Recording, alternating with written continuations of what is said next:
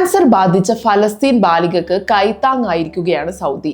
Lymphocytic രക്താർബുദം ബാധിച്ച ഹബീബ യഹൂബ് അലി എന്ന 16 വയസ്സുള്ള ഫലസ്തീൻ പെൺകുട്ടിക്കാണ് King Salman humanitarian aid and relief centre വിദഗ്ധ ചികിത്സ ലഭ്യമാക്കിയത്.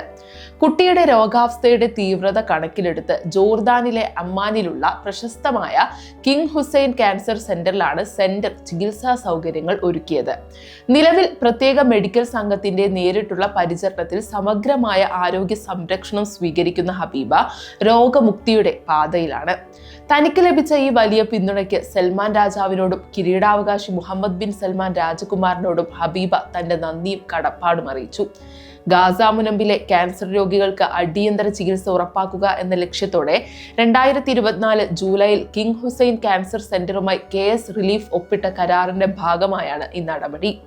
ഗാസയിൽ ഗുരുതരമായ രോഗങ്ങളാൽ കഷ്ടപ്പെടുന്നവർക്ക് സൗദി അറേബ്യയുടെ ഇത്തരം സംരംഭങ്ങൾ ഒരു വലിയ ജീവൻ രക്ഷാ മാർഗമായി മാറുകയാണ്.